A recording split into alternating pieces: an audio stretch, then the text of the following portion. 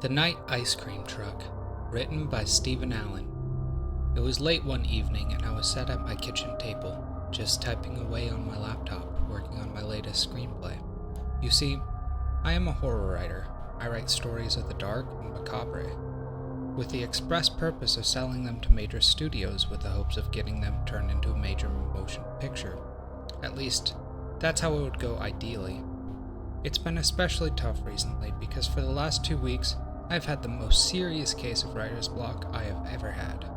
Like, all the pieces were there, but I just can't seem to put it all together. It's frustrating, really. Anyway, back to that evening. I was sitting at my table, staring blankly at my computer screen at a total loss, when suddenly, I got a spark of inspiration in the most peculiar way. As I was mulling over what to name the main antagonist of my story, off in the distance, I could have sworn I heard an ice cream truck. How weird. It was approaching midnight. What would an ice cream truck be doing out at this time of night? Not long after hearing those first distinct notes of ice cream truck music, it occurred to me that the sound was getting closer. I just had to see this for myself. So I got up from my chair, walked over to my front door, opened it, stepped out onto my front porch, and not 10 seconds later I saw it. It was your standard ice cream truck, with pictures of all sorts of ice cream treats posted on the side, and it whizzed right by, a lot faster than I had ever seen an ice cream truck go.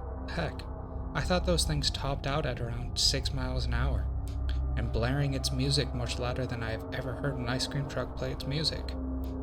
I thought the whole thing was unusual, and rather creepy. Normally the song Turkey in the Straw is a pleasant, jaunty tune, but something about hearing it when it's dark out just made it super eerie. A couple of things bothered me about the ice cream truck. Firstly, his music was loud enough to wake the dead. Now, I wouldn't be overly surprised if I was the only person who heard it, given that, as a writer, I tend to keep odd and usually pretty late hours, but come on, man, be considerate. People are trying to sleep. Also, how fast was he going? Why was he driving so fast? Where did he have to get to with that degree of urgency at this hour? Whatever, I thought, and went back inside. I sat back down at the table and just sat there in silence for a few minutes with my head in my hands before it hit me. That's what I would write about. I hit the keys ferociously that night. I had finally found my story. I would write about an ice cream truck that would only go out at night, the driver of which would be a deranged old man who used his truck to run down townspeople who he deemed to be in violation of some sort of curfew or something. Kinda like a boogeyman, who preyed on his community to rid it of the people he viewed as being insubordinate. It was perfect. What a bit of serendipity I had stumbled upon. The more I thought about that ice cream truck, the more innocuous I figured it was. The driver was probably just in a rush to get home and left the music on and just didn't notice. I imagine after spending hours on end in one of those trucks, he probably just learned to tune the music out, in an effort to maintain one's sanity. Anyway, I ended up writing straight until 3:30 a.m. when my body gave out and I just couldn't stay up any longer. Over the next so many weeks, my script really began to take shape.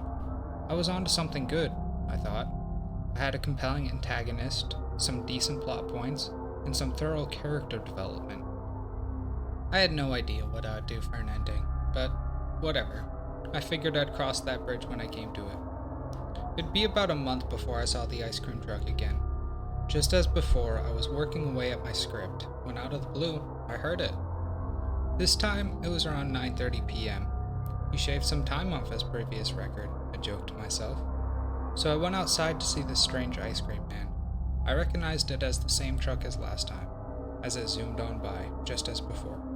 This time playing the song The Entertainer on full blast. Generally, a nice song, but pretty creepy after sundown. Now, I couldn't deny how weird the whole situation was. Like, I get that with it being summer and all, kids are out of school and likely don't have as strictly enforced of a bedtime, but still, who was this guy looking to sell ice cream to at this hour? I shrugged it off and went back inside, not thinking any more about it. As I sat back down to work on my screenplay, I had one final thought. What if the script does get picked up and goes on to be made into a movie? Would this guy realize that he was the main influence of the story? I don't know, but Then I figured that any ice cream man who had to work that late into the night likely didn't have much time to go to the movies anyway.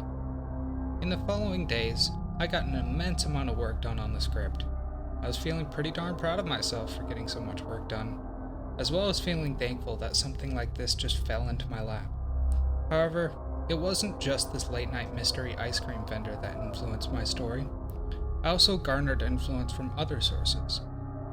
For instance, on the local news one morning I saw that the body of the local streetwalker had been found in a ditch. Poor girl, I thought. But it gave me an idea for my story for the sadistic ice cream man who stalked the night to collect the bodies of those he ran down and to take them to his own secluded personal dumping ground in the woods. Macabre, I know, but things were coming along so nicely, and I was on a roll. It'd be nearly 3 weeks before I saw the ice cream truck for a third time. But this time was markedly different than the previous 2 encounters. As I went outside for my customary 1 a.m. cigarette, I saw it, in the dim lighting of the streetlights that illuminated my sleepy suburban street. This time there was no music, and the driver was driving at a reasonably average pace, if not slower than an ice cream truck would normally go. So I figured I'd do a little independent experiment, if you will. And I went to the side of the road to see if he'd stop for me. I approached the curb, fished a couple of crumpled $1 bills out of my pocket, and waited for him to drive by. He drove by at a snail's pace, not stopping or even seeming to notice me. This encounter was notable, however, as this would mark the first time I got a look at the mystery ice cream truck driver's face. He was younger than I thought he would be, and much younger than the character in my story that he inspired. He looked to be in his late 20s, with thin, dirty blonde hair and a soul patch. He was wide-eyed and appeared to be pretty out of it. The strangest thing about him, though, was that as he drove by, it looked as though he was fervently looking for something. He looked somewhat nervous and sweaty as he moved his head side to side, intently surveying the area. I thought he could have possibly been on drugs, or maybe it had just been a really long day he had. No telling. I watched him drive away, still just meddling long into the night. After he disappeared from my line of vision, I dropped my cigarette in my driveway, stumped it out, and headed back inside to close out for the night. About a month went by and my script was in great shape. I had submitted it to several studios, getting mostly positive feedback, and several requests for a rewrite. Still no formal offers to get it picked up and produced as of yet, but things were certainly trending in the right direction. I was on the phone one night with a studio head from California. We were talking about my script, a couple things that he wanted shored up, and the like. He told me that the studio liked my story, and that they thought the idea of a psychotic ice cream man terrorizing his community under the cover of night and raining judgment down upon the innocent was an inventive wrinkle, and would make for a solid slasher flick. After that, he told me that they wanted a rewrite, but with a couple of additions. Specifically, a little more in way of an origin story of the old man. No problem, I said enthusiastically. What the studio head said next nearly made me fall out of my chair. He said that if I could do all that, then they were prepared to make me a hefty, high 5-figure offer for the script. I was awestruck. I thanked him profusely and told him I'd get on it first thing tomorrow morning. We said our goodbyes and hung up. I could not believe how this all had transpired. Right after the call with the studio head, I called my mother to tell her the good news. I told her about how I had just gotten off the phone with the head of a major film studio, and how the script had been coming along great, that all they wanted were a few small changes, and that if I could do that to their liking, they would likely offer me a substantial amount of money for it. I then went on to tell her about my main inspiration for the story, to which she echoed my sentiments about it being weird, but likely nothing. I told her I loved her, she told me she loved me, too, and we hung up for the night. I sat there on my couch for about 10 minutes when I heard music off in the distance, and not just any music, but ice cream truck music. A small smile grew across my face. I didn't go outside this time, instead opting to just stay inside and look out my front bay window. Yep, there he was, driving way too fast and blasting Camptown races way too loud. I didn't care, however. This odd reoccurring phenomenon may end up making me a small fortune. So I just stood there in the window, and as he drove by, gave him a small salute, as if to say, "Thank you for your unending inspiration these past couple months. I couldn't have done it without you. And on that note, I closed up shop for the night and got ready for bed. Sleep came easily for me that night, and I went to bed feeling great. I got up early the next morning feeling energized. I went into my living room and turned on the TV to watch the morning news, and the breaking story of the morning made my blood go sub-zero. There on my TV screen was the ice cream man I had seen in my neighborhood at all those odd hours. I recognized the pasty white complexion, messy dirty blonde hair, and soul patch. I learned that his name was Eric Douglas Glenman. He had been taken into police custody last night on suspicion of the abduction, torture, and murder of several local children.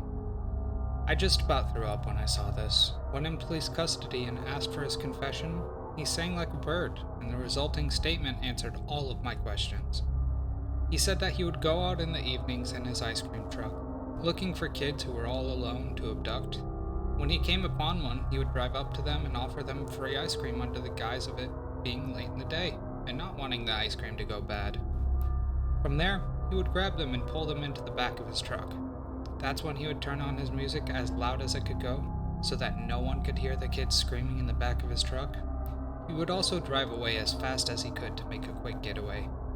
He was asked to disclose his methods of torture and murder, to which he declined. That was probably for the best.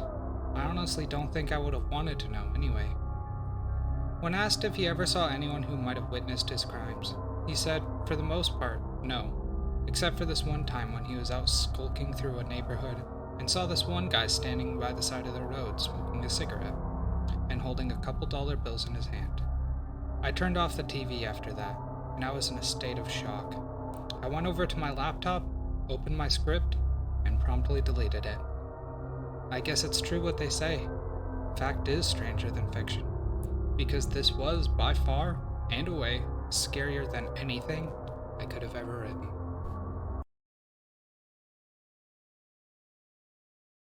Alright, guys, that was the Night Ice Cream Truck, written again by Stephen Allen. I'm going to have the story linked down below, as always. Make sure you go over there, check it out.